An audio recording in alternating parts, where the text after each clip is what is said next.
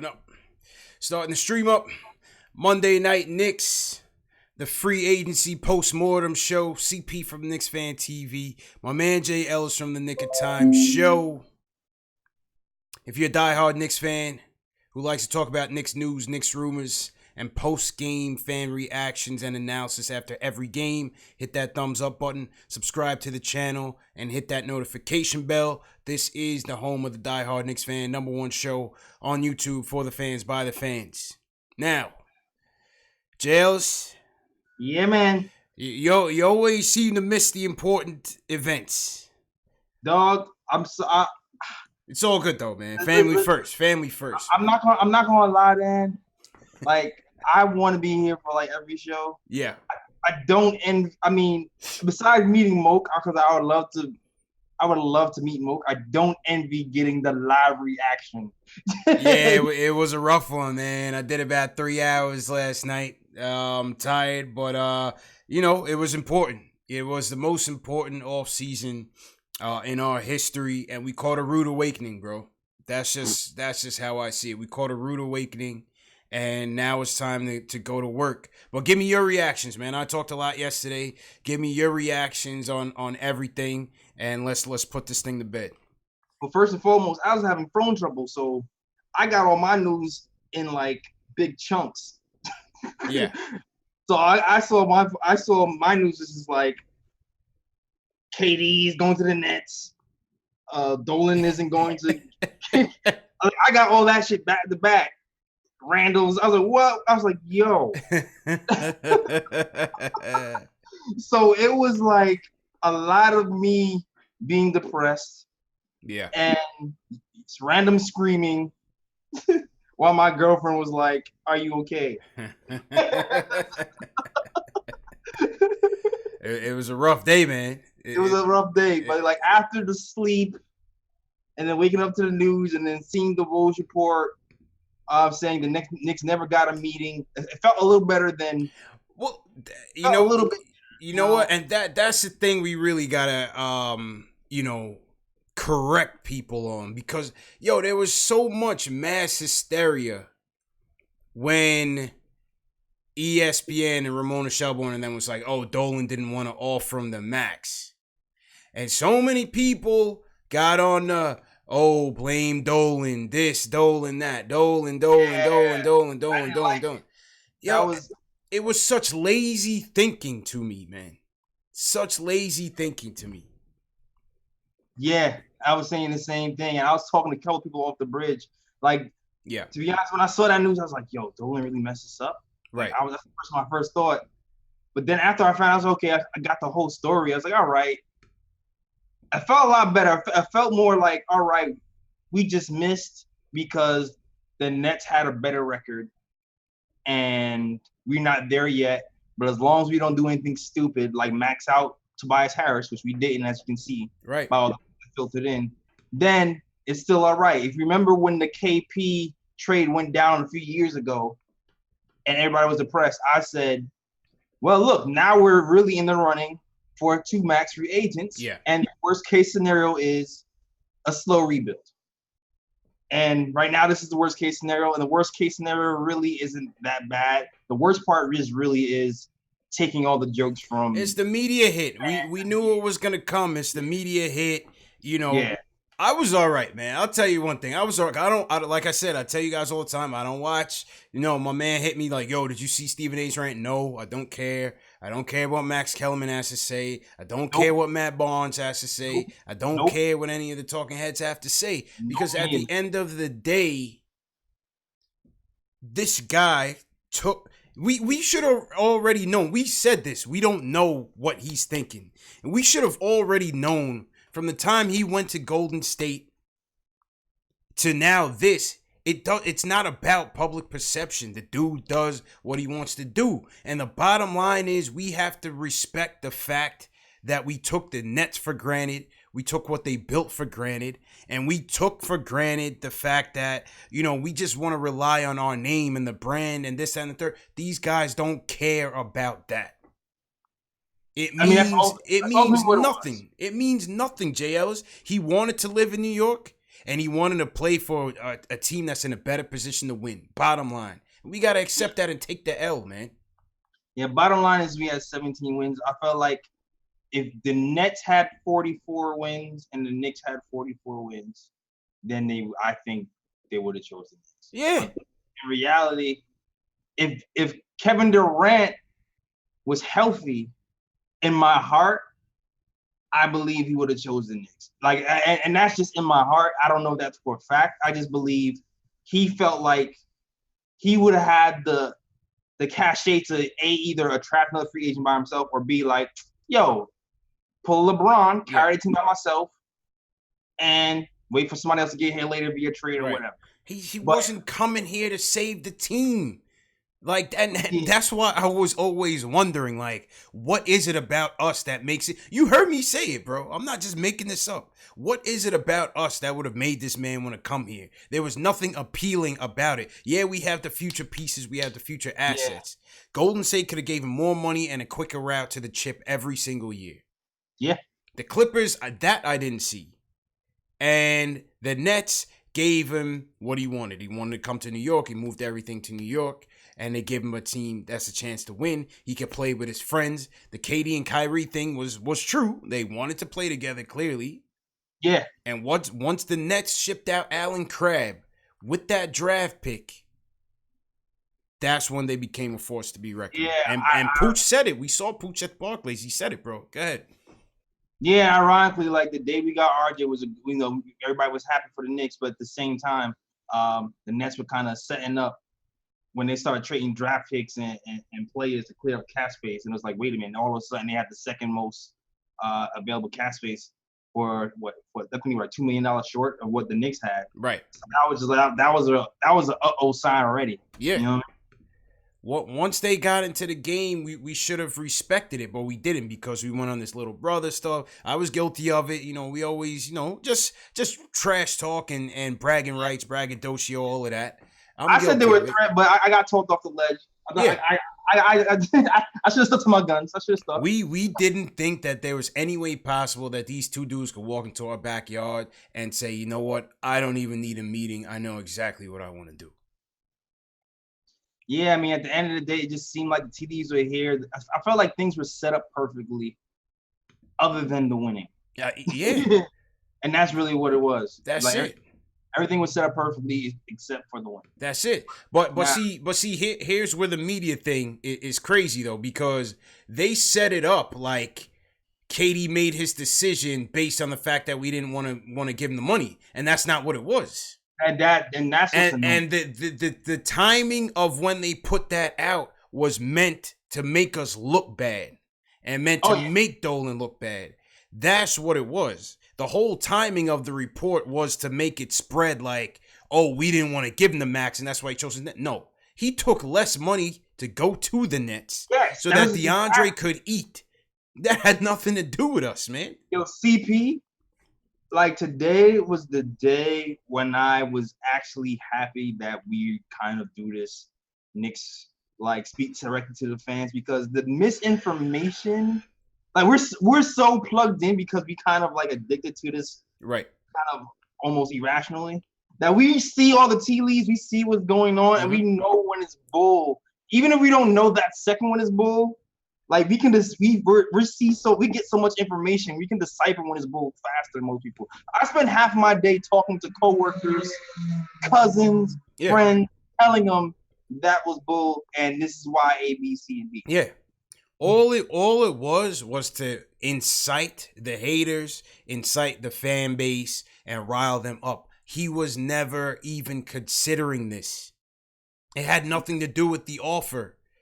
And hey, maybe, just maybe, the guy that writes the checks and has the final say, maybe he had every right to question the deal. Because we would have killed him if he made it, and we would have killed him if he didn't make it. And that's absolutely true.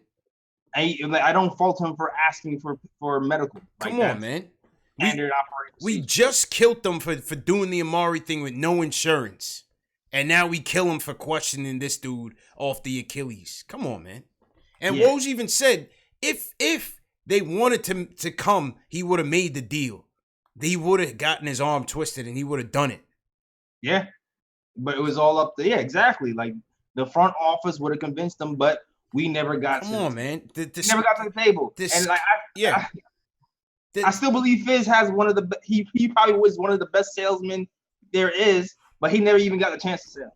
And so now they put it out there right after the decision. Oh, Dolan didn't want to offer him the max. And that was not the full story.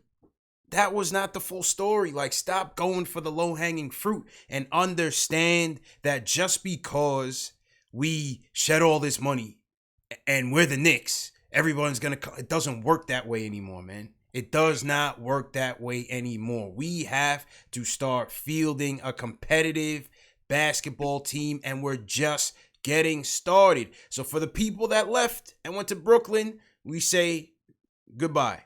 It's been real. You know what I mean? For the people that's here that's still frustrated, you have to understand that, yes, patience is running thin. But when you go out and you sign Joakim Noah to a crazy deal, when you go out, you extend Carmelo, which is, you know, in hindsight, not a good move. You know what I mean? You go out and you trade for Bargnani, a first-round pick. That's not a good move. Those things set you back. And let's be real too. Like, I'd be real. Like, the Nets. They're in fourth year they rebuild. Yes, they went through four straight losing seasons. They're in their fourth year of the rebuild. We're in our second year right now. Right. So, like, I was also talking to somebody, and they was talking about the Nets just popped up and came out of nowhere. No, they didn't. No. They worked out of their hole. Though. They didn't pop up out of nowhere. It took them a few years to dig out of the hole they're in. So, realistically, let's just say hypothetically, Dolan sold the team right now. Oh, God. I don't know if you guys realize it, but if Dolan sold the team right now, it probably be the worst possible freaking time. Because what happens when somebody sells a team? Everybody's on the clock for that year. Usually somebody sells a team, new regime comes in, they rearrange everything. Scott Perry, Steve Mills, everything that's being built up to this point would have to start completely over again. Mm-hmm. And keeping it 100, like, even though the optics look bad because the little brother team got the big fish, right?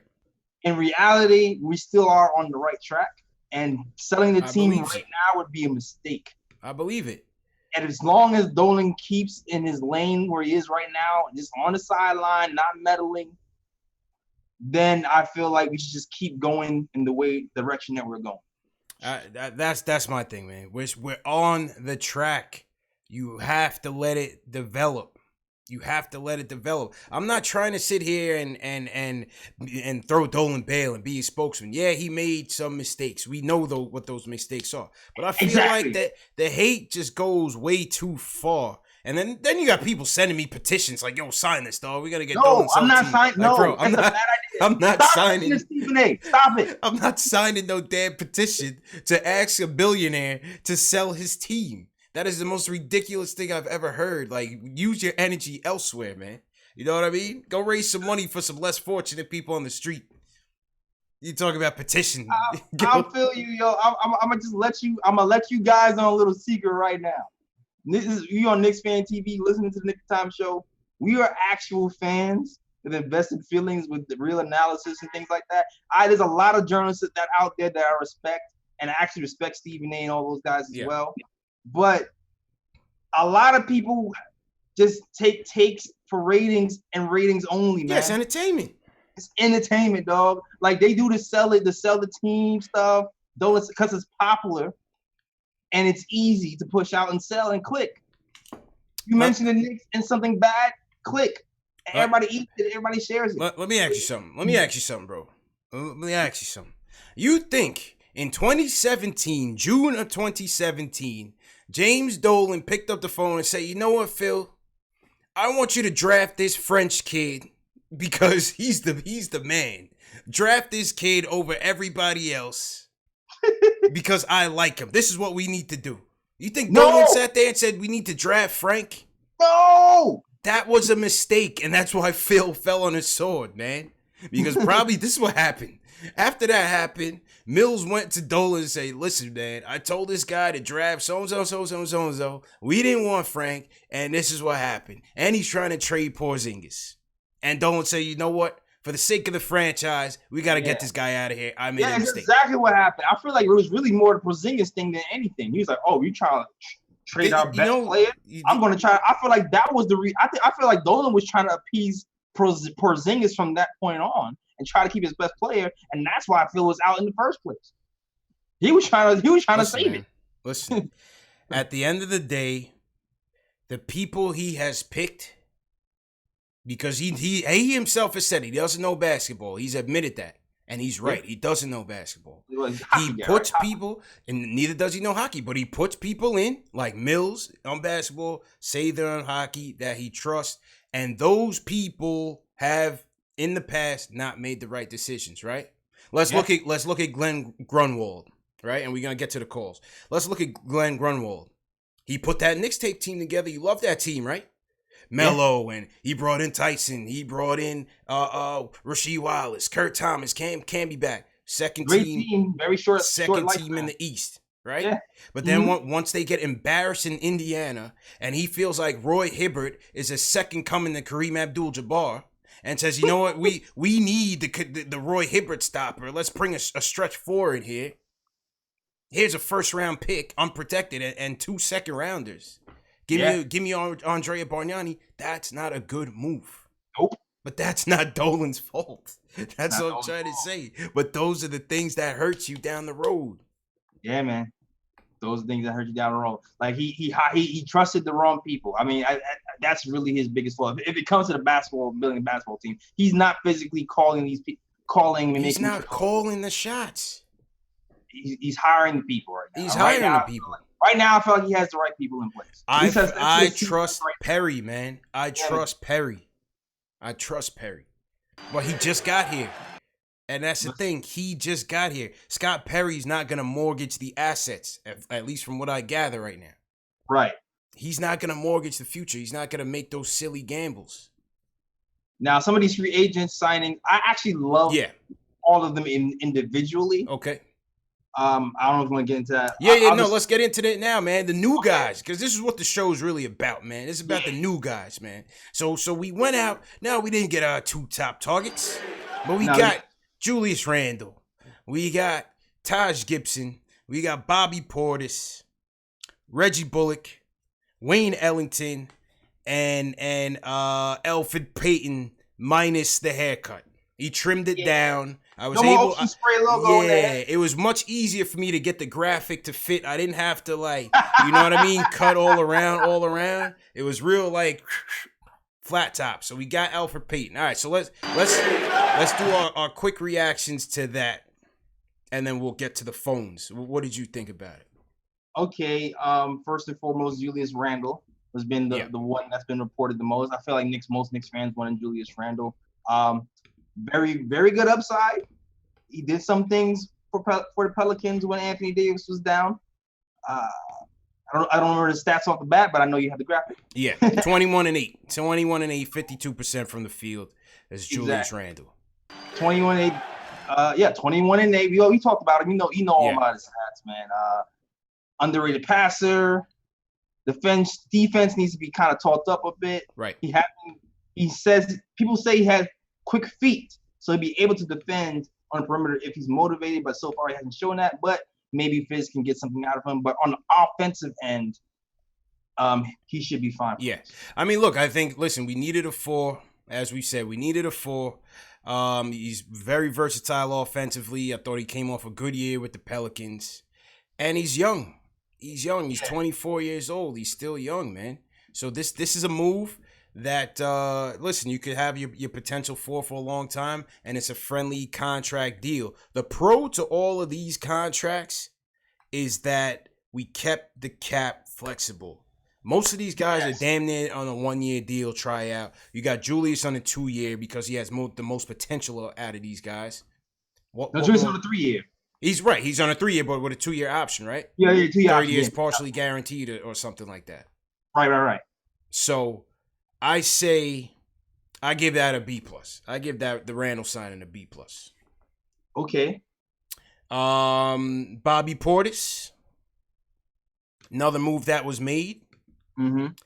Now Portis is shooting 40% from the three. I love it. He could play basically all three front court positions, but you're gonna put him at the 4 and some 5 in small ball duties. Yeah. Rebounds the ball well, tough, gritty. You know he's not gonna back down. Let's just ask Nikola Mirotic how his how that eye jam he's doing. Mirotic was so he's still angry. He went to Europe, dog. Yeah, he was so shook. He's like, I need to leave here altogether. Yeah, man, he's still feeling. Absolutely. So Porter shot about 40% from 3 this year, 50% effective field goal range, 14-8. 14-8, Bobby Portis. Another 1-1 deal. I mean, listen, again, with him and Randle defensively, that's not what you want. I believe they ranked pretty much damn near next to Canner in terms of defensive real plus minus. Mm-hmm. You know, however you want to take those advanced stats, but you know, they're not the best defenders. And again, so this is on Fizz. This is on the coaching staff. Can we get these guys to commit on the defensive side of the ball? Exactly. You know what's that's going to be the challenge for Fizz. What I really like about Portis, I mean, at least offensively, you heard me complain about the It's like you left a little bit. Oh, I'm sorry. Yeah, now you good. You heard me complain about the spacing and how RJ Barrett might have the same problems he had at Duke in New York if we don't get some shooting, and especially shooting at the 4 position. Having Portis next to RJ Barrett could alleviate some of that and give him some space, and DSJ as well. So It helps. Having shooters in that 4 position in general is going to help the Knicks out a lot. Agreed. Especially the guards, as we talk about the guards moving forward, knowing the guards can't outright shoot as of yet. Right. Yeah, that's going to be a little bit tricky. Definitely going to be a little bit tricky. I hear you on that. But again, another young guy, you know, you take a gamble on him. He doesn't kill you in terms of the salary. Basically a 1-year deal. Mm-hmm. And you see if Fizz can get him right, kid. You know what I mean? You see if Fizz can get him right. Portis deal, I'll give it a B minus C. I'll give it a B minus. So okay. I'll give him a little bly there. I'll give him a B minus. Taj Gibson. I mean, with Gibson now, here's what I like about Gibson. He gives you a veteran presence. Mm-hmm. Obviously, we know what his pedigree is. Very tough. You know, rebounds. He's tenacious, man. We know Taj Gibson from the Bulls days. Definitely not what he was in his prime. You know, he's clearly lost it a little bit, but I think we really needed a veteran leader and a capable leader on the court. You know, Lance was that in the locker room, but he really killed us on the court.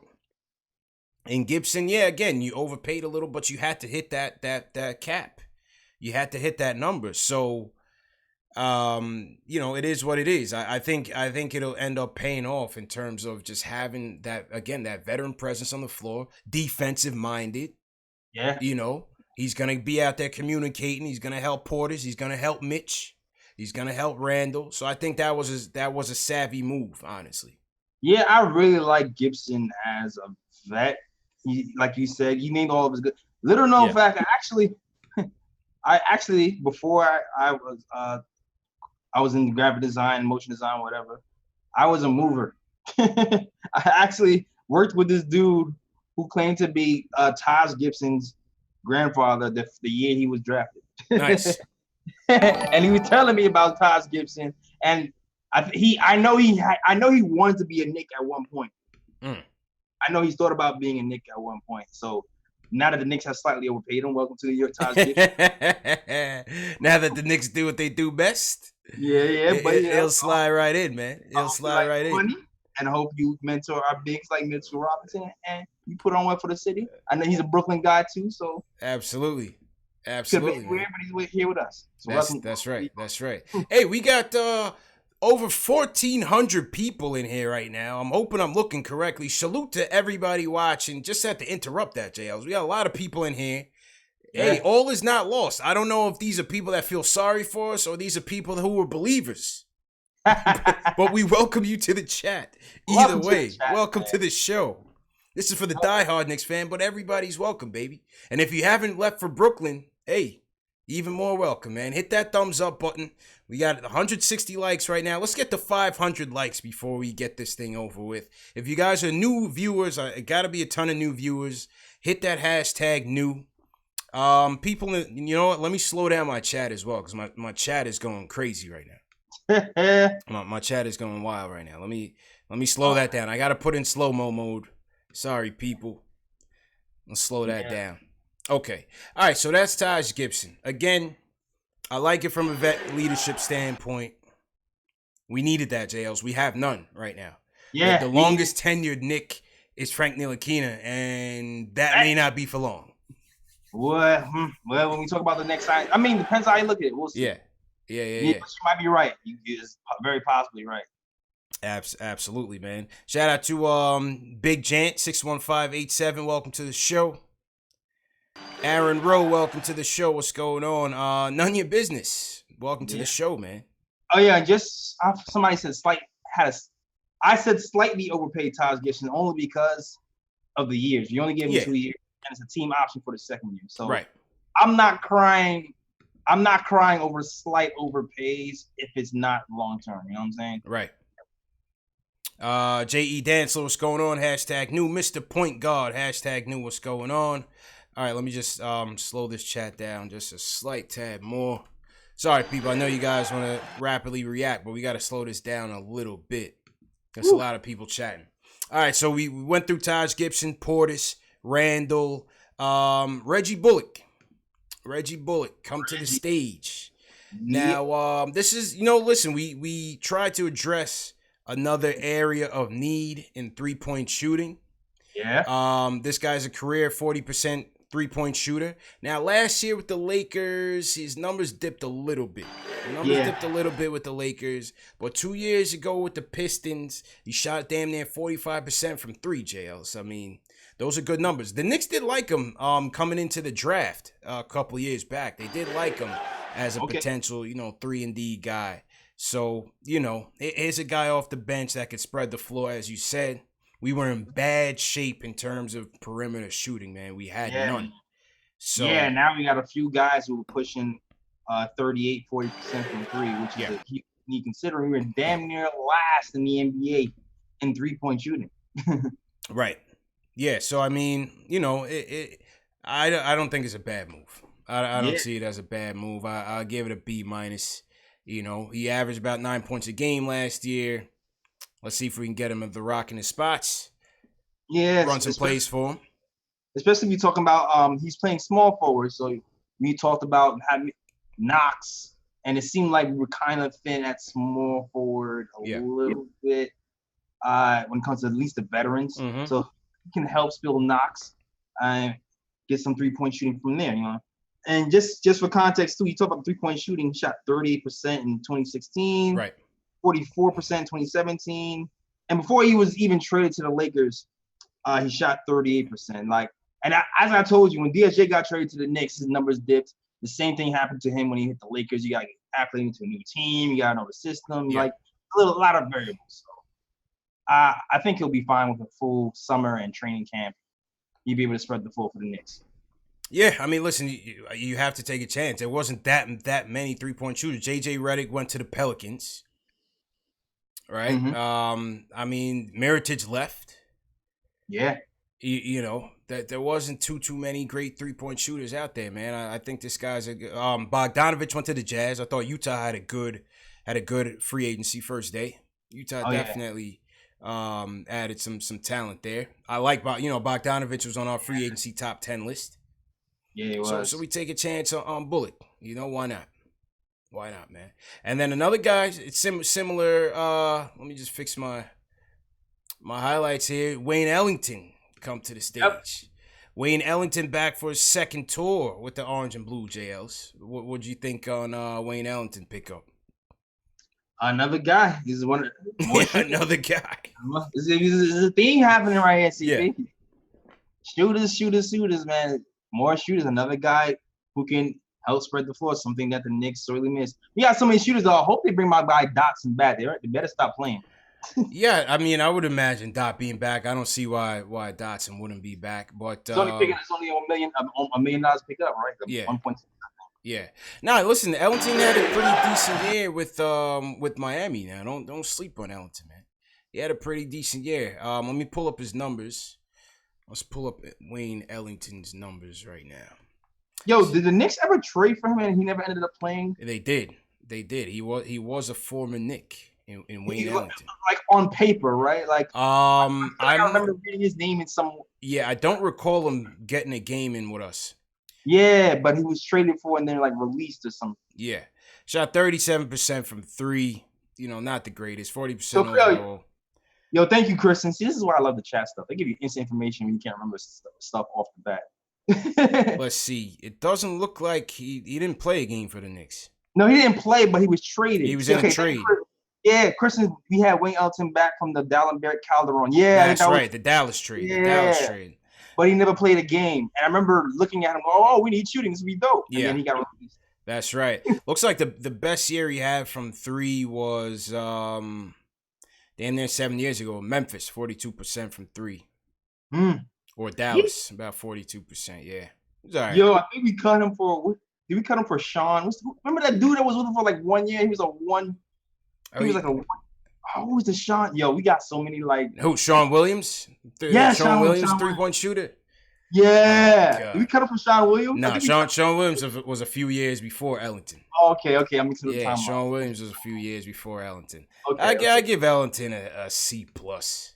You know, I don't see the immediate need for him. But listen, add depth. We needed depth. We needed a veteran presence. He's a vet. Been in the league 10 years now. And there's something to be said about that. You still need good locker room guys. You still need professionals in there. We got a lot of young guys. So Ellington, I'll give him a C. Yeah, I agree with that. I'll give him a C. Elfrid Payton. Hey. This was today's pickup. Elfrid Payton and the new Dew are coming to the Garden. 5 straight triple doubles is his claim to fame last year. J.Ellis. This was a guy that Scott Perry had liked from his days in Orlando. Yep. A guy that we finally got a guy that can run the offense. I'll say that. That's a pro for Elfrid Payton. We have a guy that can run the offense. Go ahead. I'll say this. A few years ago, I was doing a show, and I talked about Payton, and I felt like the Knicks should take a chance on him because he can run an offense, and because he was fast, and he was a defensive player. I like defensive guards, and at the time he was a defensive guard, and he's one of those guys who's going to put the effort on the defense. That's right. He's going to disrupt other guys' offense, and he's going to be able to, put guys in the spots to run the team. Now, the concern is the shooting. You still don't have a guard who can shoot. Yeah. But it seemed like he was turning a corner a little bit a few years ago. But he got injured last season, so I felt like the injury kind of set him back. Yeah, that's the only thing. I mean, I think you have another guy. He's not going to be a good floor spacer for you. Between him, DSJ, RJ, your backcourt, we don't have that great of shooters in the backcourt with the exception of maybe ISO and Dot, from an efficiency standpoint. Yeah, but I'm talking about a point. We don't have a point guard. Yeah, we don't have a true point guard either. So that can shoot. Right. So, those are the pros and cons. Yeah. Those are the pros and cons. And you can't discredit the fact that he's probably the best facilitating point guard that we have in the team. That's a fact. Like, what is his stat? Wait, I think his stats were like damn near triple double, even though. I'm sorry, I keep forgetting Kadeem Allen. Thanks. Shout out to the chat. Kadeem Allen can shoot for sure. Yeah. Well, according to Tommy Beer, shout out to our guy Tommy Beer. He was a guest of the show. I tried to get Tommy on for this week, JL, so he said he's booked up. He's mad busy. He said catch him after Summer League. We should be good. He says only 5 players in NBA history recorded triple-double 5 straight games. Jordan, Wilt, Westbrook, Oscar Robertson, Elfrid Payton. So that means we got a future Hall of Famer joining us. So it seems like that's what that means. Let's go. That's all right, CP. Who needs KD when we got Elfrid Payton, future Hall of Famer, baby. 1 of 5 to record 5 straight triple doubles. But in all seriousness, he averaged 11, 9, and 6 after the All-Star break, which ranked for 4th in the NBA. So yeah, man, I had my eye on him for a while. I think I said this before that I wouldn't mind signing him. My concern has always been signing young guys and trying to pick a direction on who to develop first. And so I know there's gonna be a point guard battle between him and DSJ and Kadeem Allen. yeah. I don't even know if Frank is gonna be in the picture again. Well, that's the question. Yeah. That is the question. The $1 million question for you and for everybody in the chat. What happens to Frank? This might be a setup question, J.Ellis, because they're gonna start roasting. What happens to Frank though? What happens to Frank? You got DSJ. You have Elfrid Payton now. First off, J.Ellis, who's going to be starting? Who are you starting? Are you starting Elfrid or are you starting DSJ? Who's going to win that battle in training camp? That's an early question. Man, listen, I feel like DSJ most likely will start, but you know me, I like defense. And considering how RJ doesn't play, his defense is a little shaky. On ball good, off ball bad. Mm-hmm. Knox, off ball bad. On ball sometimes good, sometimes bad. Yeah. I would like to have defense at the point guard position to start, but I already know it's going to be DSJ. You think so? I think it's going to be DSJ off the bat. Yeah. Yeah. Fizz is going to come back with that. Keep what you killed part 2 is going to be back. Oh, you know that. Keep what you killed part 2 is happening, man. It's happening. No, it's happening, man. So we'll see. We'll see what happens breaking out of camp. But it should be motivation for DSJ for sure. He's got to come back right. He's going to come back healthy. Get that back straightened out. That back injuries at such a young age, that's tough to see. I hope he comes back. I hope he comes back motivated because I feel like, he showed us some flashes. Can he run the offense? We don't know. But time will tell, man. Yeah, time will tell. And like I said, I feel like Fizz kind of prioritizes guards who can score more. Yeah. You know what I'm saying? Right.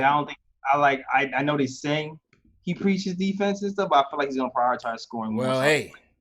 Clock, clock is on now, man. There's no more looking forward. We're looking at now. We need to start establishing that the identity, can't say it enough. The identity and the culture has to be established. And Fizz is on the clock, man. Fizz is on the clock. So as we look at the depth chart, obviously right now, if you say DSJ, we got DSJ, RJ, Knox, Randle, and Mitch as your starters. DSJ being backed up by Elfrid, Frank. At the 2s, you got RJ, Dotson, Ellington, ISO. Where's ISO gonna be in the mix? Oh, ISO gotta get burned. Where's ISO gonna be in the mix? He gotta get burned over Ellington, I would think. I would think he'd be over Dotson and Ellington, I would think. Yeah. Small forward at the wing, you go Knox, you go Bullock, you got Iggy. Don't forget about Iggy.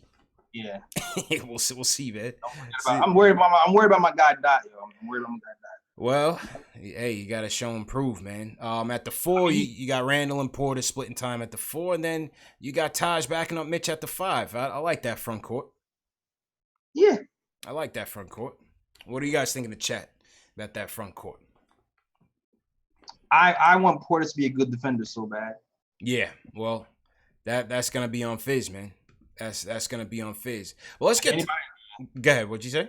Oh, if anybody has a chance to be a good defender, like, it's Portis, man, because he has the length and the speed to be a good defender. Yeah. So I feel like he can do a lot better if he's coached up. Hopefully they coach him up. Right, facts. All right, let's get to the phones, man. Shout out to everybody in the chat once again. We got about 1,500 people on YouTube alone. Shout out to everybody watching on Facebook, Twitter, Twitch. If this is your first time watching, this is the home of the diehard Knicks fan where we talk about Knicks news, Knicks rumors, and post-game fan reactions after every game. So if you are a diehard Knicks fan, just a basketball fan, hit that subscribe button, hit the notification bell, share these videos. That's how you support us. If you want to support us, you share these videos, hit that thumbs up, and enjoy the show, man. Appreciate everyone's support so far. All right, J.Ellis, let's get to the phones. Let's go to my man, J.Ellis. Your boy Ari was whimpering last night, man. Oh man, I had to talk him off the ledge, man. I heard the replay, man. Yo, man, Ari was hurting last night, man. Ari was, oh my God. I really had to talk him off the ledge. Ari, what's going on, bro? All right, guys. So I'm feeling a little better today. Yesterday was rough, but I'm gonna be honest with you guys. I don't know what world I'm living in. Honestly, I can't believe that people are absolving this front office of any responsibility of what happened. There are people in the chat right now saying that the Knicks are going to win 50 games next year. Oh, there's no chance. And that we're going to be in the playoffs. No. There's no chance. I don't even see them making the playoffs. 30 to 40. Yeah. I'll preface this quick rant with the fact that the Knicks did get better and that we didn't, thank God we didn't sign any long-term deals, okay? That being said, this front office is 100% responsible for this disaster of a free agency. Let me explain something to you. Yeah. Every single signing was trash besides Elfrid Payton, okay? What were you looking for? This is no different than Trey Burke. I'm out of your top 10 free agencies, no Bogdanovich, no Morris twin, no Darren, no anybody. Literally no anybody. This is no different than Trey Burke, Emmanuel Mudiay, Mario Hazonia, and Noah Vonleh. This is the same exact thing, okay? Ari. So I don't but they told you what they were going to do, and they did it. They told you they were not going to overpay. They're not going to overpay for second-tier guys. They weren't going to give D'Lo the max. And J.Ellis just slide to your left a little bit. They're not going to give D'Lo the max. They weren't going to go get Tobias Harris. They weren't going to go get Jimmy Butler. They certainly weren't going to get Clay. So what did you want? They told you what they were going to do if they struck out, and they did it. All right. Clock strikes 6. Who you signing first? All right. Well, listen. All I'm saying is that all season long, we had every opportunity in the world to sign Kevin Durant and Kyrie Irving. How do we know that? Slip through our hands. Clearly, we didn't. You know why? Go ahead. Finish why. Listen. You can't build a culture and then tank at the same time. It's ridiculous. There was no accountability for anyone the entire season.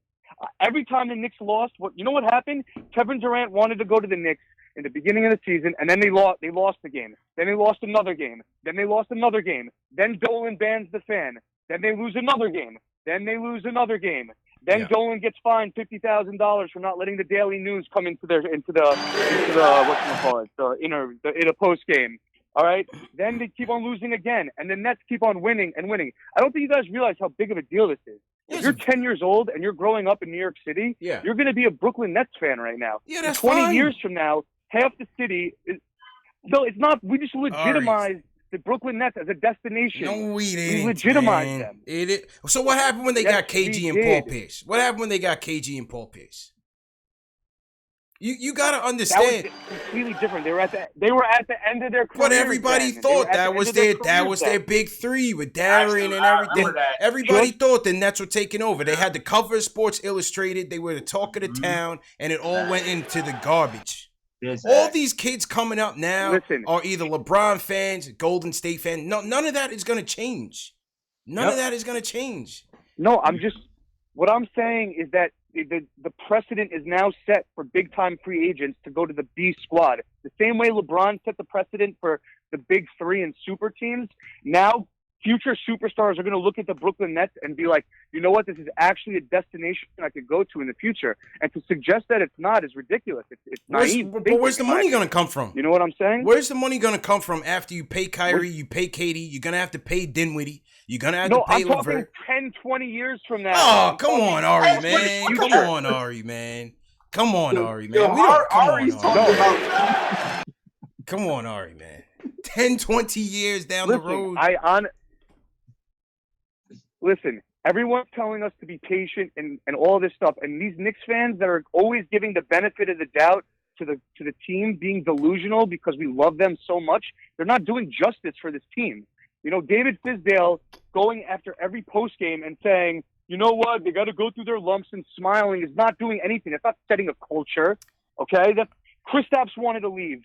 Kevin Durant went to the B squad. Yeah. I mean, like, why are we sugarcoating this? It's not about sugarcoating. Like, you know what I mean? You had ahead, a regime J.Ellis. for Go a ahead, year, man. dog. Right. Like, We just got the keys, man. We just got the keys. A full rebuild for a total of 1 season. Do you realize that? It's been a total of 1 season. It's been 1 year, man. All right, I know we've been watching them lose for manage. But you can't have them pay for the sins of things that's been happening in the past 15, 20 years before they got here. I'm not saying that. So you expected to win Don't go on after the Michael K show. That was a mistake. I'll give Ari that, J.Ellis. That was a mistake. Don't go. He did. Dolan did make that mistake. On your season ticket flyers. What are you talking about? That was real. I give Ari that. When Dolan went on the K show and was like, "Oh well, you know, from what we've been told, you know, we have confidence that we're gonna do good in the free agency." That wasn't good. They took the PR spin. Hardaway Jr. that contract. They took the PR spin too far with that one, J.Ellis. Ari, who are you signing at 6 o'clock? Who are you signing at 6 o'clock? What do you? 6 Who p.m. am I signing at 6 o'clock? Yeah, yesterday. If you could have done it over again and you didn't get KD and Kyrie, who are you bringing here to satisfy yourself? Again. I would have. Okay, I mean, listen. I like the Elfrid Payton signing. I would have targeted one of the Morris twins. I would have tried to get Bogdanovich. I liked him too. But forget about that. It has nothing to do with that. I prefaced this entire rant with saying that the Knicks didn't do a bad job in free agency. Yeah. They did not get the job done though. And just pretend like it's like not a big deal is ridiculous to me. And it's just this kind of thinking. It's never going to effectuate change in whatsoever. I just don't like. I don't like that. All right, appreciate the call. J.Ellis, just slide to your left. My bad, Ari. We got mad calls on the switchboard. He's not wrong, J.Ellis. We can walk and chew gum at the same time. Yes, yesterday was a disaster on many fronts. It was an indictment on our team. It was an indictment on the brand. It was an indictment on the ownership, the management, whatever you want to call it. But at the same time, you have to move forward. We have no choice. It's not about sugarcoating. But I'm not. You can't blame Ninja P for everything that happened in the past, but we're still paying for it. It's funny because everybody wanted RJ, but to get RJ, we had to be in the position that we were in last season. Right. Like you like. So we got RJ. Everybody's happy we have RJ. If RJ turns out to be pretty good for the next 10 years or so, and he's on our team, I don't know if people are going to be complaining as much. But we'll see how that. We'll see how that works out. And you know what? At the same time, I love Kevin Durant. I would love to have had KD and Kyrie here, even with the risk of Kyrie maybe imploding our team, because that's still definitely a risk. But at the same time, they're going towards the tail end of their career, more so KD. That's right. So at the end, go ahead. Finish your point. At the end of the day, even if we don't get him, it's not doom and gloom because we still have a bunch of young players here that's going to help us sustain cap flexibility and actually grow the team for more long-term success.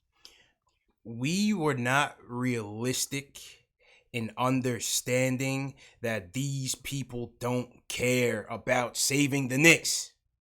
They don't care, man. We're not ready yet. Point blank, period. We are not ready yet. You know what it is? I never thought that KD wanted to save the Knicks. It wasn't realistic. To me, I thought he was gonna come here for money and endorsements. That's really what I thought it was. He could have gotten that anywhere. He could have gotten $50 million more staying at Golden State, and he went to the Nets and took less so that DeAndre Jordan could eat. It wasn't even about the money. And not even about that, and also the biggest thing was the respect too. Yeah. But I feel like a few things changed when he got injured. You know, it was like everything changed when he got injured. Everything changed when he got injured pretty much. Like I felt like in a weird way, the respect came when he got injured. Right.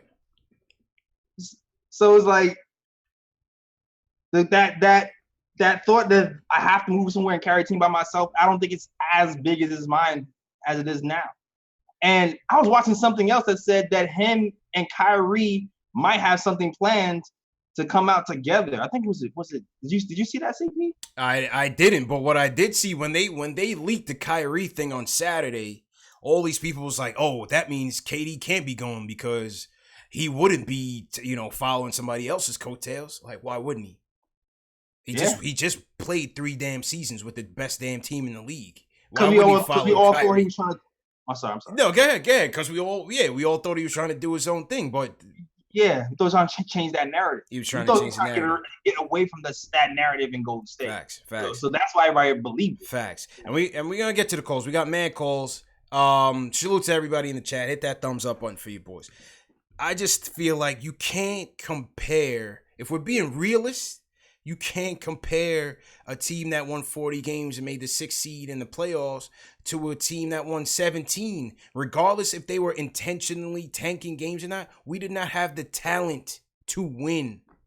We did not have the talent to win. We were young, we were inexperienced, and we just did not have the talent to win. It was all about young guys and training up the young guys and seeing and it sucks that we don't have KD and Kyrie, but now we know this potential in Mitch Robinson and Alonzo Trier, who we brought back, who wasn't even drafted. Yeah. But we found out he was something good because we were tanking and we threw him out there. Right. So, you can't just listen. Perry just got here, man. Let him. He still has to correct the mistakes of the past. Right? And you see he's trying to do that. He brought in Elfrid Payton. What does that mean? He has no faith in Frank. I've been telling y'all this from the beginning. They're trying to get this kid out of here, and they can't. So they keep bringing in guys over him. All right? Yeah. Frank is done. They do not have confidence in Frank. Do you have confidence in the workout video, CP? No. Forget that, man. Let's go to Scott from Jersey, handles is coming. Let's go to Scott from Jersey. He's been waiting for a minute. Scott, what's going on, bro? Yeah, I've been on hold for, let's see, an hour and 23 minutes. Oh, man, what's good, bro? All right, let me just get this this off my chest. Mm-hmm. When Ari calls like that, you all gotta hang up on him, man. The chat is killing him. He's way too sensitive to be a Knicks fan. Ari's emotional right now, man. I'm not trying to come at nobody. We all are, but yeah, I got a few little things I wrote down while on hold. And I got a question for y'all. Yeah. Okay. Dolan wasn't wrong for wanting medical records, and that's probably why KD took us out of consideration. But Nets might have entered a KG Pierce 2.0, but just less crippling as far as assets go. The only team who has success building teams overnight is LeBron-led teams. So the Knicks can't do that. We've never been able to do that, and no team can do that. Elfrid Payton is a good backup point guard playing next to ISO Zoe. I think that will work really well.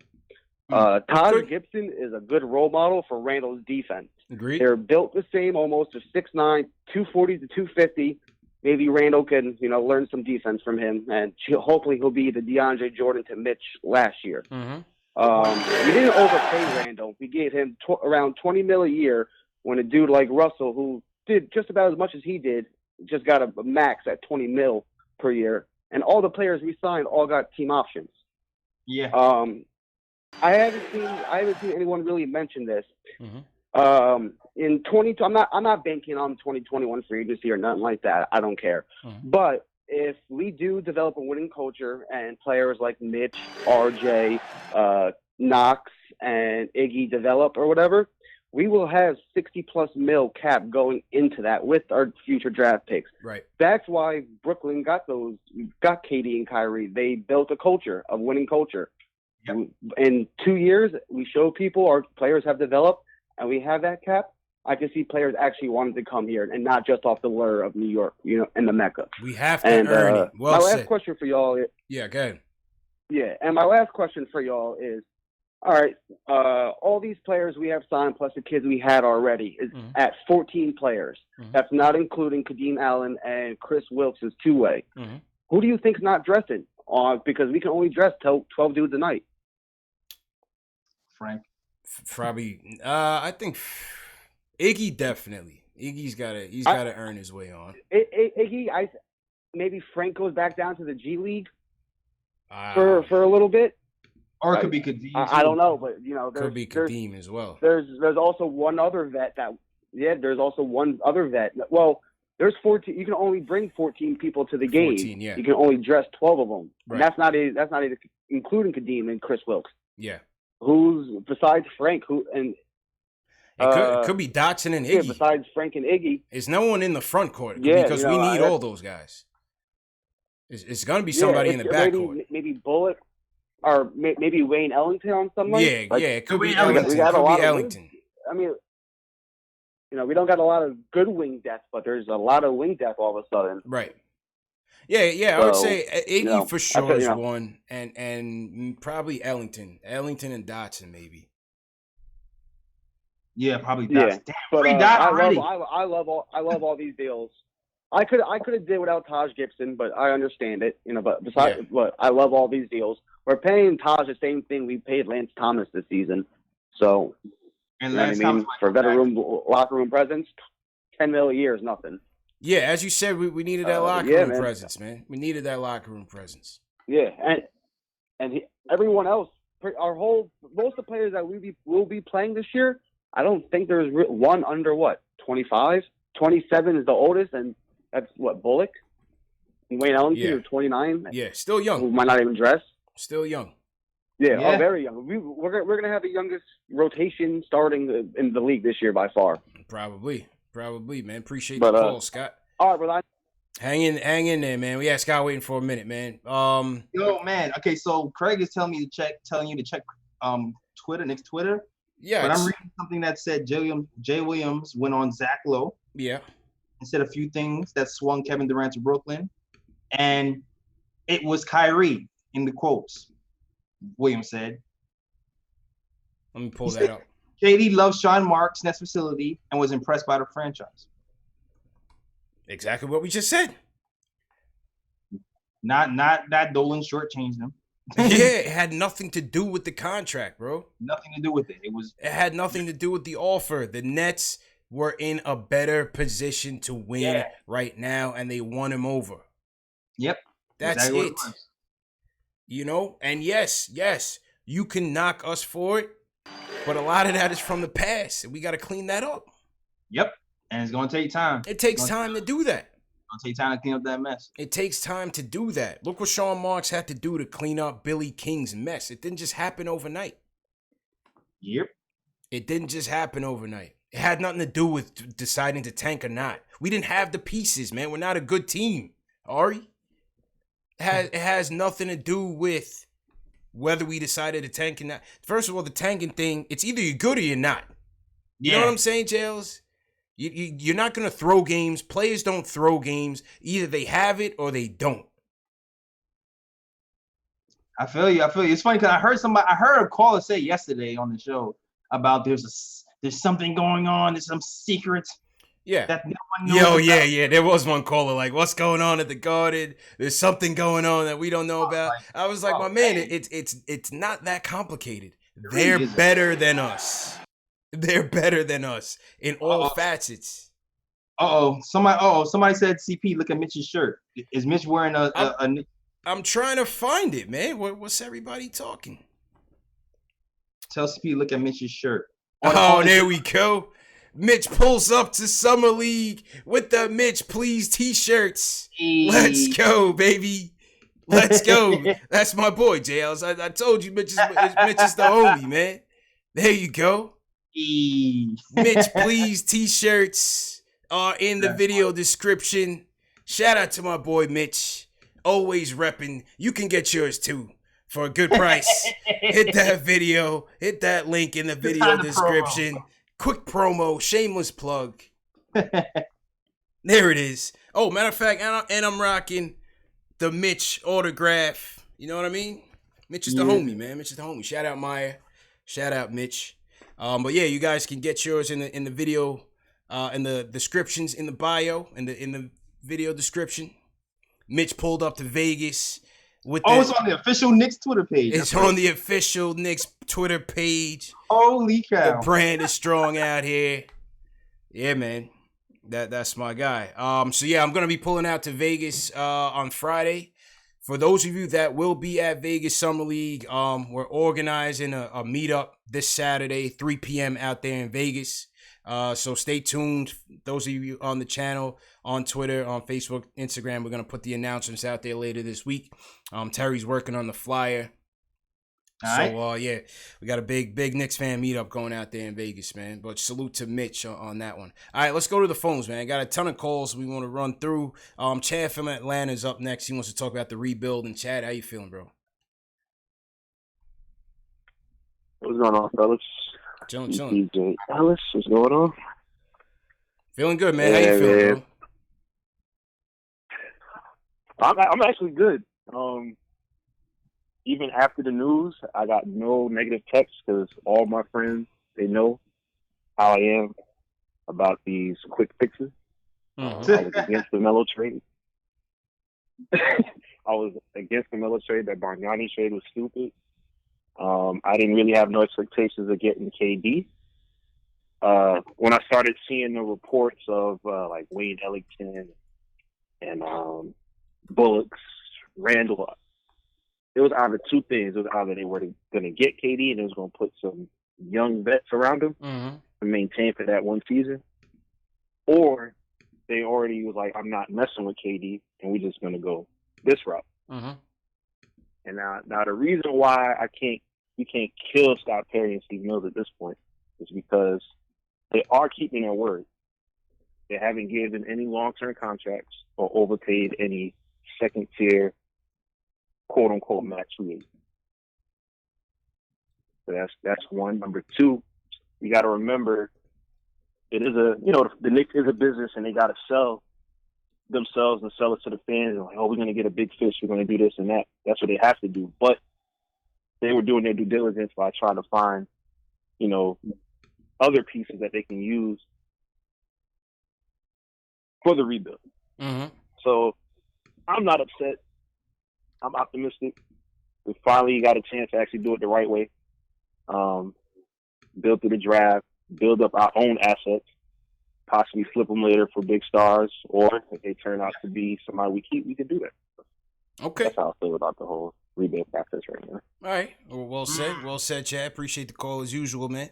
All right, let's run through these, man. Callers, we got a ton of callers. I want to get to as many as we can. Just keep your comments as brief as possible. The more people we get in here, we want to have these conversations, man, but sometimes it's hard. So JJ from Brooklyn, you're up next, man. How you feeling, bro?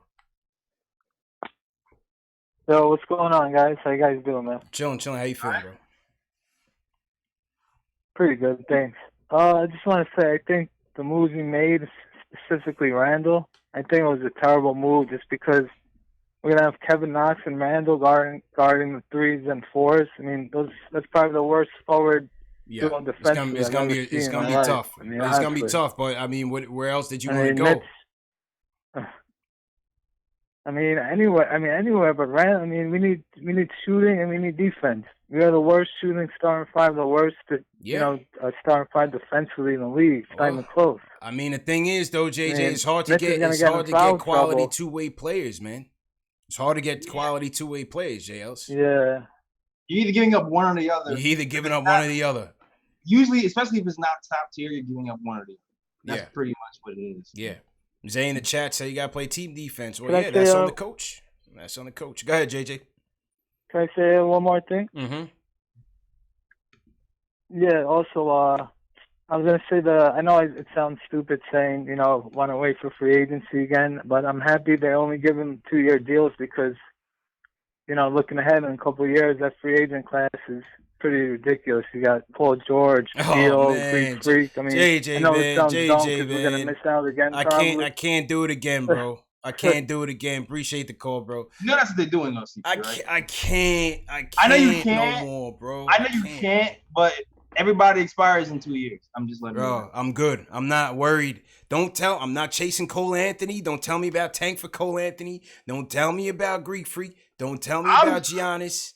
I'm just saying one eye on De'Aaron Fox. That's what I'm saying. I'm good, man. I'm not. I'm done.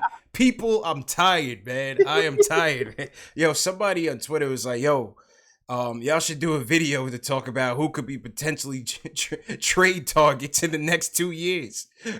I said, bro, I'm focused on now, man. I'm tired, bro. I can't do it no more, man. I can't do it no more. Focus on now. Who's gonna be part of the future? How is Fizdale doing in year 2? Because we can't do 17 wins again, J.Ellis. We can't do it. Can't do it. We just gotta play well and then wait for somebody to be mad. Yeah. Yeah, please. Every other year, someone is mad. Facts. Let's go to East New York. Jay from East New York. How you feeling, bro? What's going on, bro? Good. Let me just get right into it. Yo, Ari, you panicking, man. You gotta get right, bro. Yo, somebody in the chat said, what happened to Ari being the voice of reason, man? They said, what happened to Ari being the voice of reason, man? He got it. Somebody get him a glass of milk or some water or something. He'll be all right. But you know, like, I don't know, man. We got a whole bunch of guys. Can't really say much about them. It's like, okay, yeah, you know, that's it. That's pretty much what it's. Yeah, about, it's right? pretty much it. But like I all said, right, the young core.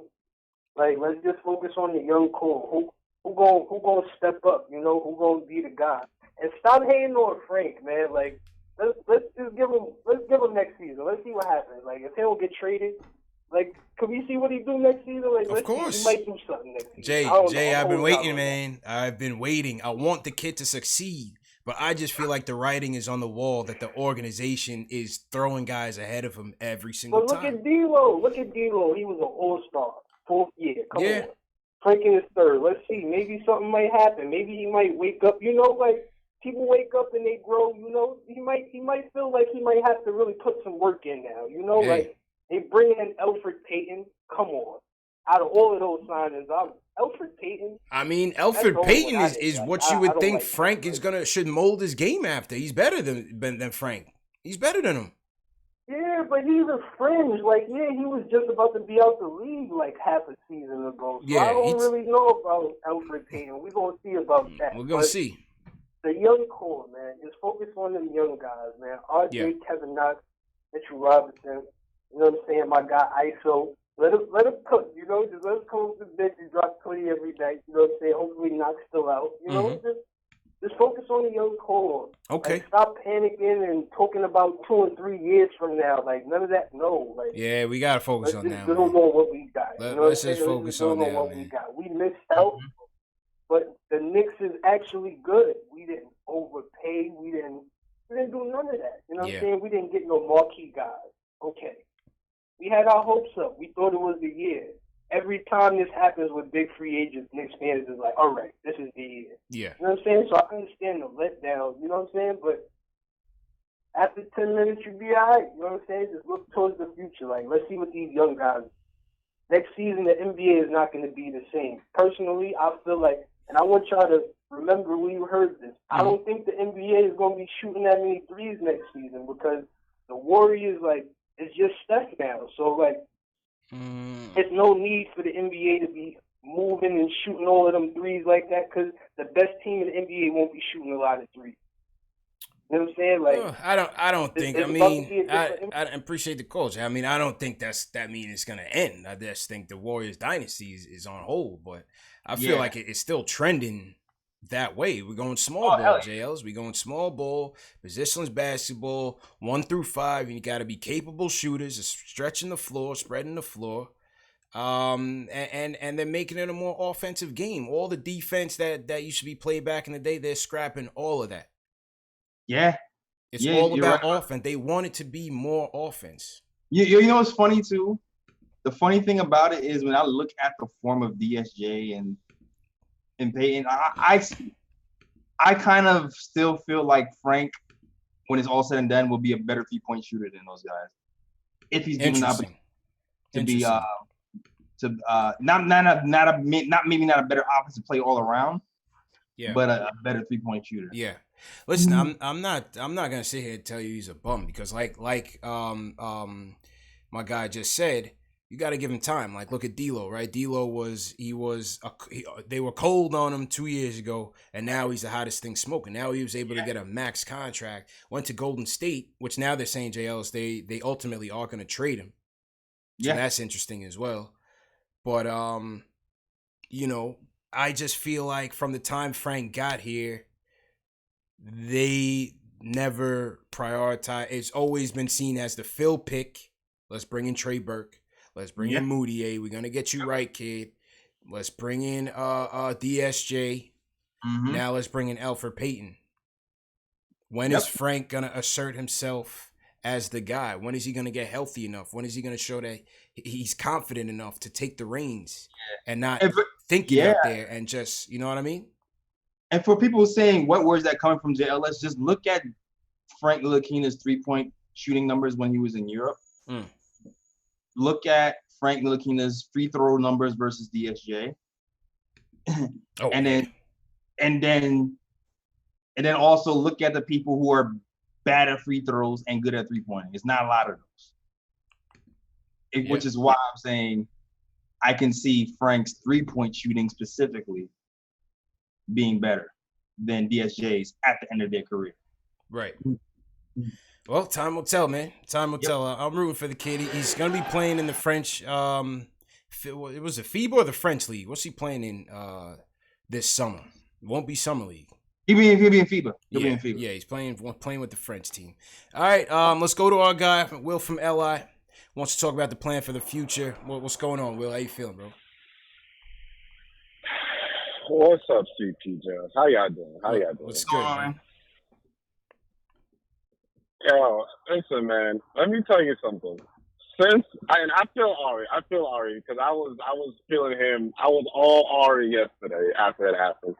But you know, since that happened, since last night up until this point, this whole day really, there's a word that I think I fully understand to the fullest extent, and that word is the word humble. Yeah. Like, this whole experience has humbled me to the point, because it's like, you know how many times I'm trying to go, Milwaukee, you know, sucks to be them, you know, they in New York, they ain't got a big one like this, or Memphis or something like that. Like, we always thought that we were the smartest person in the room, that we were the biggest everybody wanted. We thought that we were like that hot girl, that number 10, when really we were like a number 3. We were trash. It is what it is. Trash. It is what it is. And it's like, now, like, this hurt.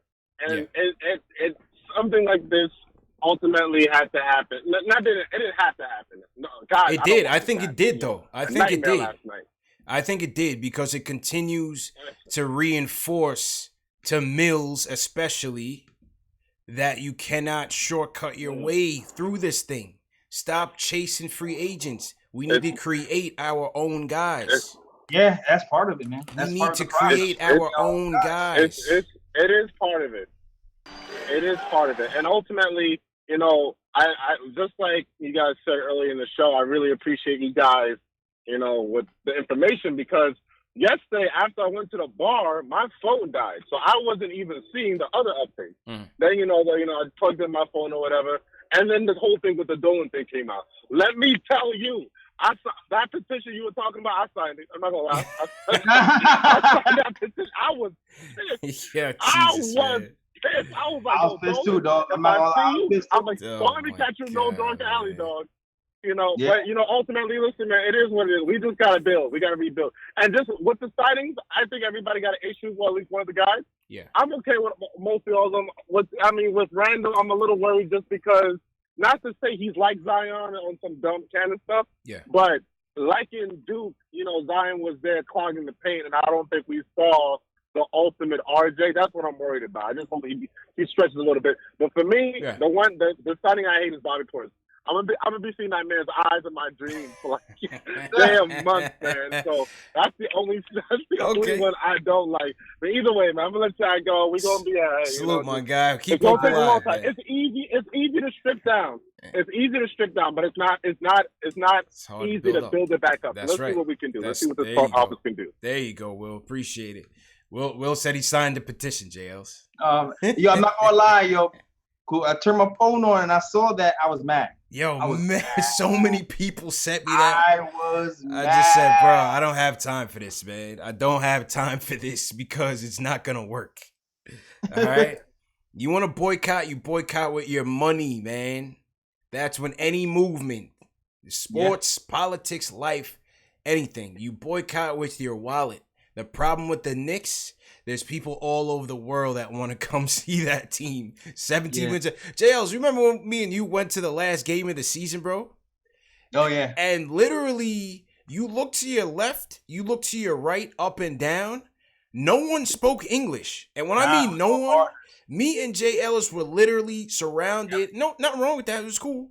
People from France, people from Italy, people from... Bro, there was nobody within a stone's throw of us, J.Ellis, that spoke English. And that's not going to change anytime soon.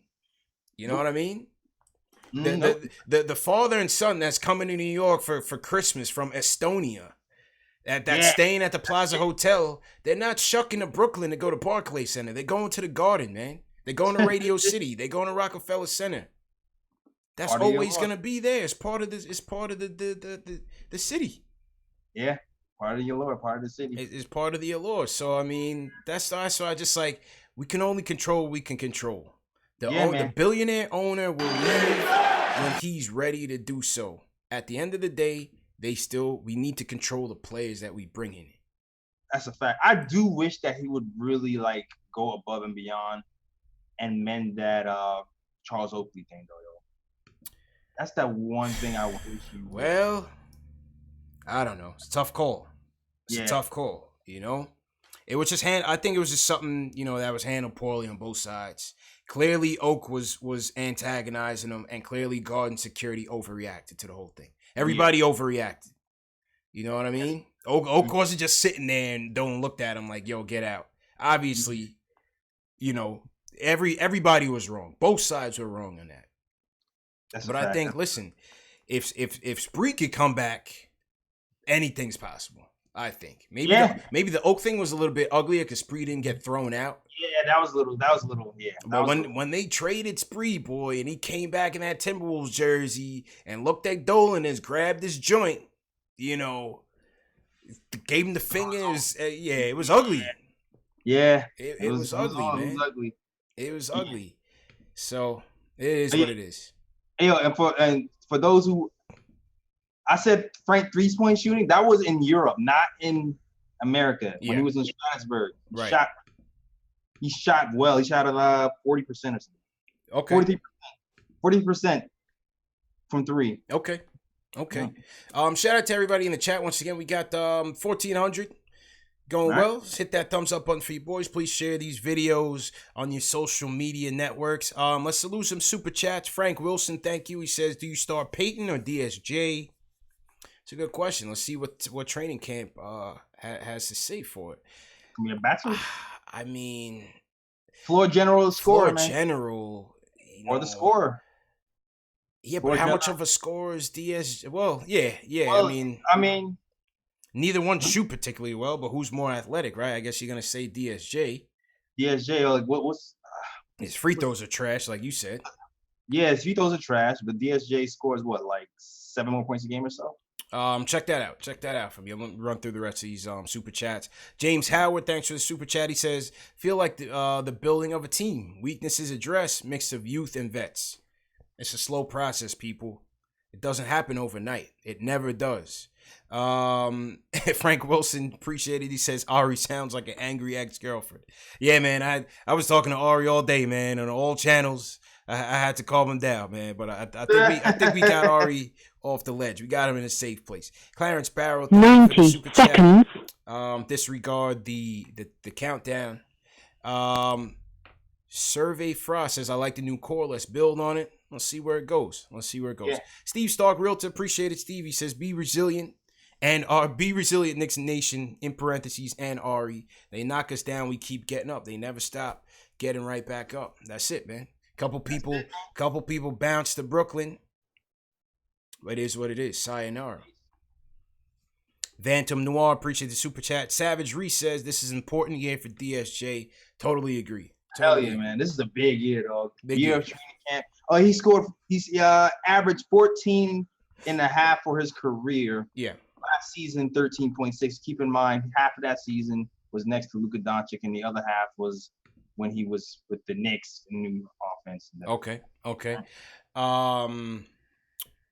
What I was gonna say about Elfrid Payton though, that I didn't say when we got him, and on the same topic as DSJ, which I don't know for sure because I'm no expert. I'm just here talking basketball with you guys, but the fact that you bring in this guy to fight for minutes with DSJ, who you figure needs minutes, with Frank, who you figure it just kind of once again adds to the point guard carousel. Like, who is going to be the guy? Can there be a guy that launches himself above the rest? Yeah.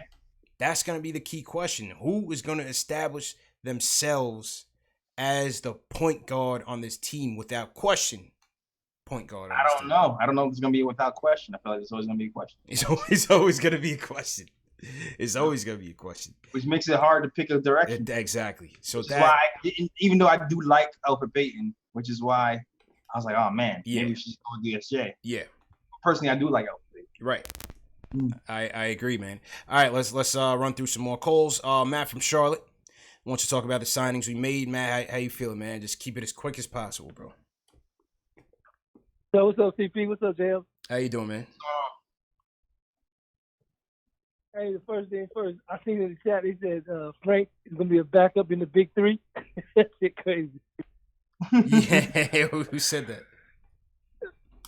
I don't know who said it, but that was crazy. But they said another thing. They said the Knicks is going to win the Summer League championship. It's coming in, man. Actually, real talk. The Knicks better do something in the Summer League, dog. I need a chip in Summer League. We should. Yeah, no doubt. We should. All jokes aside, we need that needs the way our team is set up. We should be somewhere contending. Hey, we hope so, man. That first game is gonna be a good one. It's gonna be a classic. Yeah, that's gonna be, that's definitely gonna be a classic. Hell yeah, man. But I mean, I think first thing first, the record.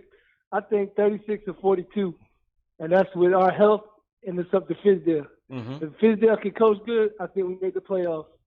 If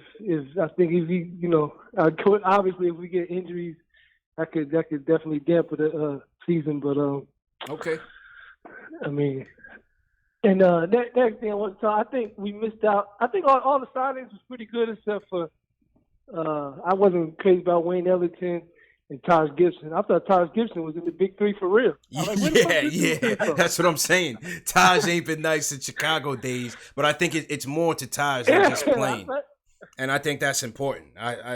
We need vets, man. Exactly. Yeah. No, I get that. I get that. But you know who I thought like I said, they missed. I feel like Ninja P didn't have a finger on the trigger on a couple of trades we could have made more for impact players. Maybe not the greatest contracts, but like perfect example, Iguodala. Okay, he makes $17 million, but it's only 1 year. Yeah. They ain't even like why he would have been a perfect guy like the next year. Yeah. And then we could have dumped him at halfway. We could have dumped him for a pick or something. Halfway at the trade deadline. That was one thing, J.Ellis. I thought. Go ahead, Jay. Go ahead, man. Finish your point. Iguodala was because everybody knew they had to get rid of him. That was nothing. And another trade, I thought they missed that boat a little bit. Eric Gordon, I mean, at one time, everything was timing with free agency. Right. I mean, now, you're not going to mess with Eric Gordon, but at one time, it was like Houston was trying to get rid of them guys. Yeah. They could have probably traded Frank, because it's like we're talking about Frank, bro, like with Payton, it's definitely Frank or Trier, somebody's going to get pushed out of there. Or DMJ, somebody's going to get pushed out of there. True. It's just I wish Iggy, that's what pisses me off. Iggy's not going to. Okay. I wanted to see Iggy play a lot this year, man. Okay. And that's it, man. Thanks, Matt. J.Ellis, that was one thing I kind of wanted to see them do was trade the cap space to acquire some assets. But as I did learn, obviously, I don't claim to know everything, but as I did learn from some guys like Schwinney and a couple guys on Knicks Twitter, they say that maybe it's best so you can still make those moves maybe next year when some of those new contracts that were just signed become a bit more attractive. Seems like a lot of teams had cap space. Maybe the demand to make those type of transactions just wasn't there. The Iggy trade was certainly there. Yeah. Right, but they weren't there. Those moves seem few and far between this year. Is what I'm trying to get at. I see what you're saying, and I kind of get the feeling that maybe they want to win more, so they feel like they only wanted players more so this year that would help them win immediately. Yeah, and just take on dead cap. Maybe I don't know. Maybe that's what they were thinking too. Yeah, I'd love to find out. Hopefully, if we get Berman or Begley back on, we can see about that because but Begley did report that was one route they were not gonna do. They did make that clear even before free agency started that they weren't gonna trade the cap space for future assets. So clearly they wanted to use every roster spot they could to continue to build the depth, bring in front court help, bring in 3-point shooting, and that's clearly what they did. Yeah. Actually, now even the Noah Vonleh thing, I really wish that they use some of those assets for like a second rounder or something. Right. Unless they bringing back Noah, I don't know. I can't see it. I can't see it. But who's signed? He's still out there. You know, I knew his market was going to be pretty much dead because he didn't do that well in the second half. He kind of came back down to earth. So yeah, he'll be looking at another vet minimum. Probably. But I feel like I don't know. I feel like he still has potential too, yo. Like the way he played defense on Giannis. He was a Greek freak stopper. Yeah, he still. I feel like he still has time to find his game, man. Yeah. Between threes and the post up started to come around. Facts. So I mean, a good end of the bench guy, maybe. Okay. All right, let's get to some more calls, man. I see some people that have been waiting for a minute I want to get to. Mustafa from Atlanta, you're up next. He wants to talk about why we should stop panicking. What's going on? Hey, real quick, guys. Let me just get right into it. Yep. First, I'm going to say this. 29 wins, 26 wins, 36 wins, 23 wins before you see it jump to 47 wins. That was the Golden State Warriors. And in between them times where they was losing, they drafted Steph, Clay, Draymond, and Harrison Barnes. And then it took them another year to go get to the championship and win one, right? That's right. That's the trajectory that we kind of on right now. So I'm not panicking over the KD, Kyrie. I probably called before and told y'all I wasn't a fan of Kyrie's knees, and I ain't a fan of KD knees right now. Yeah. Kyrie and the Nets, they might not even win no more than 42 games they won this season coming up. Kyrie going to play about 60 games. He's going to do the whole load management thing. Yeah. He'd be lucky if he gets 65 games. Coming back the next year, KD only going to play 60 games because he's going to be coming back from the ACL doing load management. Maybe they both rested and they go to the finals and that works out for the Nets. I don't really see that happening. I don't really see the Nets winning the championship in the next 3 years. I just don't see it. But what they did do was, like you said, CP, you was perfect. We got to win ourselves into a culture and then make free agents want to come to us. That's right. Not because we the Garden, right? Because these kids is 19 years old. That stuff is the last time the Knicks was good, they was excited. They weren't even They don't alive. have that memory that we right. have, like, oh, man, the great Knicks teams or the right. Anthony Masons and Charles. They don't have them memories. They got memories of teams like Brooklyn, like you said. Right. They remember when Jason Kidd was taking the Nets to the finals. So I get that. But the last thing I'm going to say to get the fans off the ledge, Ari off the ledge, and some of them other people like that, we got better at every single position on our roster. I don't think no other team can say they got better at every single roster slot. I'm going to give a quick run through. DSJ over Moutier, RJ over Dotson starting. And when you're talking about you got to be good and not tanking, it ain't about tanking. We just wasn't good. If Noah Vonleh is starting games for you, then you're a lottery team. If he's playing 20 minutes off the bench, you good. If Dotson is starting games at the 2 and 3, you're a lottery team. If Dotson is coming off the bench giving you 15, 20 minutes, you good. Certain play, if you got Kevin Knox playing 35 minutes at 19 years old, starting for you playing 70-plus games, you're a lottery team. Man. You know what I mean? So that's what made us trash. We didn't have the talent. But we improved all of them positions. Second year Knox over rookie Knox.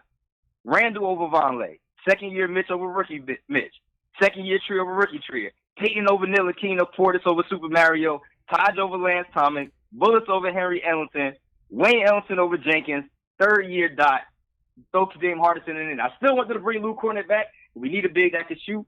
Yeah. I'm not so sold on the Wayne Ellington side. I don't think we even needed that. I don't think he dresses every game. I think he's the odd man out. I like Taj Gibson replacing Lance Thompson as that veteran place on the bench. But I think we needed a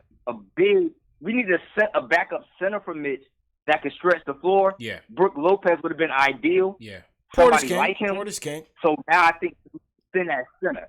Other than that, hey man, I think we double our win total. Like the last call said, maybe we push that 40-42 game. Get that AC. I see some real potential there for our team growing. And hey, I'm not mad. I'm not mad. I'm good. I'm optimistic. All right. I can't wait for Kyrie and the Brooklyn Nets to have to come to New York and play the Knicks in the Garden.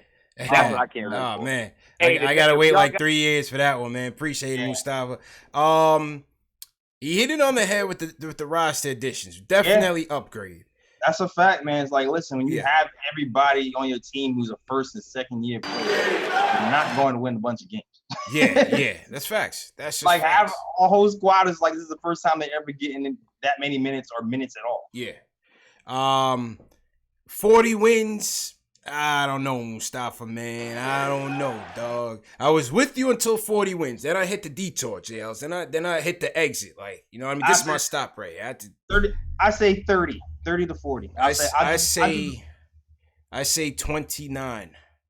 29. All right. I say 29. I'm going 29. I'm going conservative. Okay. All right. Yeah, I'm going 29. 30 tops. I'm going to go 30 tops. I had to exit on the 40 wins though. You know what I mean? Okay. That's my guy though. He was on money. He was on the money, man. He was on the money. All right, let's go to Ricochet from the Bronx. What's going on, bro? Yeah, you can hear me? Yep, loud and clear, bro. Just make your point real quick. All right, yo, first and foremost, salute to everybody, you know, Knicks Nation, and I might hurt a couple of hearts right now. I've been a Knicks fan since the mid-'90s. I grew up under, you know, the golden era, quote-unquote, with the Charles Oakleys, Anthony Masons, the Patrick Ewings, etc. And now, it's one thing to present to the public as if we are in position or we getting rid of old contracts, overpriced players, to make a power move to acquire a blue chip caliber player. Now, it's another thing to come out about 20, 30 minutes later and release a statement from the organization, from the front office. I believe this was straight from Mr. I think Steve Mills' mouth. And he said, we like to apologize to some of our fans because I know they're not taking the news well, but we're trying to focus on building championships in the future. Right. There is no future for Knicks fans. Why not? There is no future. Why? I don't know necessarily your ages, which our age range are, but 9 times out of 10, I could bank on that. Y'all wasn't alive to see the Knicks win the championship. Of course not. Yes or no? Of course not. Okay. So now, with that being said, if you speak to an average New Yorker fan, they would quote-unquote call a golden era of the Knicks, depending on their age. Yeah. Mid to late 90s, early 2000s, probably when Allen Houston made that shot against the Miami Heat. And, you know, when it bounced around the rim and it fell through, you know, that was like, and then, you know, with the injury of Patrick Ewing. But what's the point? Why is there Indiana. no future here, though? Why is there no future here? They have assets. They're building young. Yeah, excuse me. And they have the money. They're keeping it flexible. So why is there no future here? They told you straight up. They said if we're not getting KD, we're not getting Kawhi Leonard. We're not signing second tier players. We're signing vets, and we're filling the holes around the young guys. They told you what they were gonna do. But they issued that statement only as a distraction, because if you pay attention, we've been building through the draft for the last 15 years, or quote-unquote building, what you consider building under James Dolan. What you consider building under James Dolan, which I mean is they'll put up the pretense like we're going to acquire somebody, or we got our eyes on this prospect, we got our eyes on this prospect. When's the last prospect that the Knicks actively built around or put an investment who, after their rookie contract was expired, that they put in an investment worth millions? They haven't, but bro, Ricochet, that's what they're doing right now. And appreciate the call, bro. You haven't been building draft. Ricochet, definitely call back. We just got to run through the phone. Definitely call back because we got to finish this conversation. I get the frustration, man. I get the frustration. You feel like there's no hope, there's no end to it. First off, I think it was the right move for them to come out with the statement. The fan base was in the uproar. You saw ESPN try to throw us under the bus like we dropped the ball on the KD thing over the contract. ESPN threw us under the bus? Over the contract. Over the contract, they try to make it seem like we dropped the ball. Everybody was in the outrage because we didn't offer them that. That wasn't the full story. That wasn't the full story. They're now understanding what they need to do. The problem is that over those 20 years, it's been 20 years since we traded Patrick Ewing. Right, J.Ellis? It's been 20 years. Wow. And that move in itself wasn't the right move. No. It wasn't the right move. And since then, I don't want to keep running off all the moves. You know what it is if you're a diehard Knicks fan. But since then, they have not done it right. What more can we say? They're trying to do it now. Yeah, you gotta let them do it. We never rebuilt the team since 1980 something, man. I think most fans know that. I think that's why. But it's easier said than done, man. Because to the regular fans who are leaning on everything, I understand that the frustrations are normal. I'm frustrated. You're frustrated, J.Ellis. But you have to. I believe that Scott Perry and these guys are finally understanding. Maybe late. What? Better late than never. Yep. Right? All right, couple more. Jeremy and then Nick. Jeremy, go ahead, man. What's your point? Real quick, bro. What's going on, gentlemen? How you damn, I'm tired. So, yeah.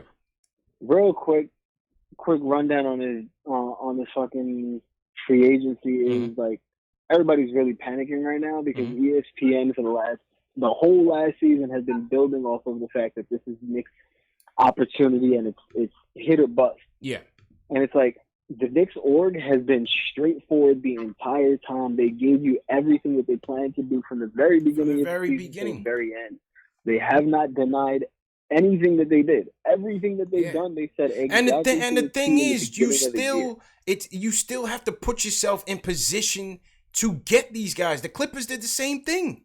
Yeah. Is anybody killing Jerry West for shedding his salaries to go get these guys? You have to put you in position to win it. They're not going to kill him because he's the logo. Exactly. But they're not going to kill him because he's the logo. But like when it comes to everything that we do, because we're the mecca of basketball, we are always going to be scrutinized. Like the Daily News picked on us just because we quote unquote missed the draft. We literally bodied regardless of how we missed the draft. We bodied regardless of how we did when it came to the free agency. Yeah. Like we picked up contracts that we can shed in literally a year. We picked up contracts that on players that are vets, but also that can actually take the potential of our rookies to a higher level. Each position is better, and they have the ability to say, yo, you stay with him and focus up. ISO Zoe is amazing. He's an ISO player. He's not a one-man, like, it's not 1v9. This is basketball. So he has to learn from somebody. When it comes to picking up Julius Randle, that was probably one of the best pickups you could possibly have for 3 years, $36 million, when he was a 20-10 player. Are you kidding me? And his Cantor got $20 million for doing nothing. He was a 7th, 8th man? Right. Like, he got literally nothing. And now this year, his contract now, he's $10 million for 2 years with the Celtics. Like, I'd rather have Julius Randle than go after a person who can't play for, probably 2 years, because KD's going to be out for 1, but he's on an Achilles injury. Kobe didn't come back from his. Like, none of these players are going to immediately come back and be like, boom, I'm a star again. So it makes sense why they said, you know what, let me refocus. And that's the other thing. Everybody paid too much attention to the fact that it was like, oh, KD, Kyrie. The Knicks flew to LA when KD was here. I knew we weren't getting KD when that morning they all already had flown to LA. Like, if they were going for KD at that point, they'd still be in New York. Facts. Yeah, they already knew. They didn't get the meeting, man. Appreciate the call, bro. They already knew, man. Yep. They already knew. Why waste time? Why waste time, bro? Okay, 2 more and then we gotta roll, man. I know people was waiting, man. We try to get through. Nick, go ahead, make your points real quick, bro. Yo, I just want to know if we're a playoff team. No. No, thanks for the call, man. Tavon from Virginia. Go ahead, bro, real quick. Yeah, I appreciate your show, fellas. I've been listening since mid-season last year. First-time caller. I appreciate the passion and the objective takes y'all have. Thanks, but real quick, I just want to say the expectations were never realistic for KD. I'm 33. I've been a Knicks fan my whole life. You gotta build through the draft. If you watch the pattern of championship teams, the foundation is built through the draft with cap flexibility to be able to sign that big free agent when they're available. So I like the plan that we're going with. I never was big on KD coming anyway, but it's KD, so I fell into it. Everything changed with the injury. We're continuing with the process of building with young players. We now have a front office that knows how to develop young players. We now have a front office that's making good decisions. Dolan, for the most part, is keeping his nose out of it, so I'm optimistic for the future. Okay. Well said, Tavon. Appreciate your time. Thank you, Tavon. Nice and short, man. Yo, callers, man, we trying to get through everybody, man, but there's so many people. Rich from Brooklyn up next, real quick, Rich. Rich still there? Yeah, I'm still here. What's up, man? Right, what's up, man? I first and foremost, I appreciate everything you do.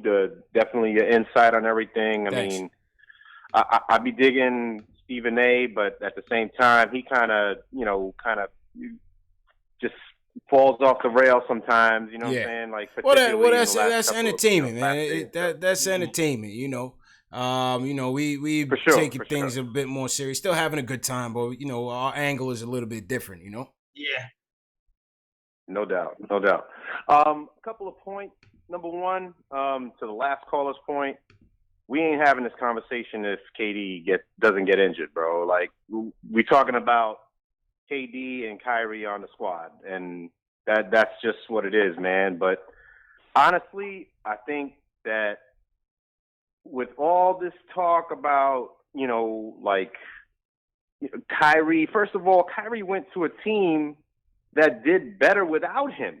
And, when he in the playoffs and everything, and don't get me wrong, I'm not trying to, downplay Kyrie's skills, because he's definitely one of the most gifted ball players that we've ever seen.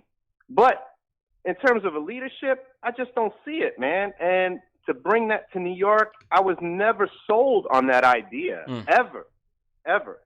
And as far as KD, I mean, I hope he comes back, because I love watching great players, man, like, period. But we're talking about, like, the bane of all NBA players, man. Like, that Achilles injury, surgery, that's not something that people just come back and they're the same players. So, yeah, I'm glad that we didn't go that route that we usually do, getting players that are coming off these major injuries, major surgeries. And, like, we got so many things going for us right now. Like, people don't understand. Kevin Knox is 19 years old, and still young. Was one of the leaders in mad categories for rookies, man. So true indeed, man. I'm digging where we're headed, man. Okay.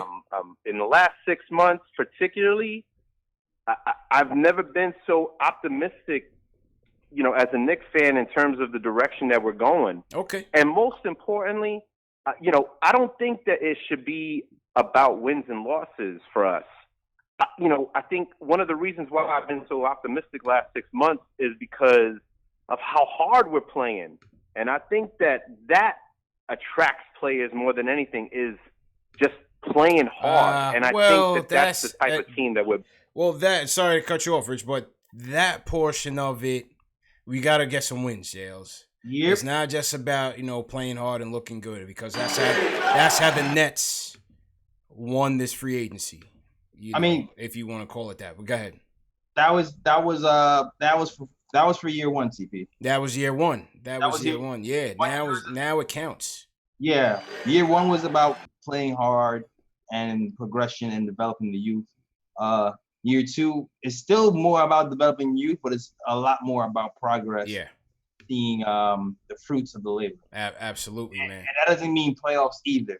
Yeah, that's it. That just means getting to that 30 win mark or so. Absolutely. The following year, it better be playoffs. Absolutely, man. Shout out to everybody in the chat once again. The last call tonight is going to be Steve from Harlem. I know people in the chat were talking about the spam bots that's going on in the chat. I can't control it. It's a YouTube-wide issue. Trying my best to get them out of here.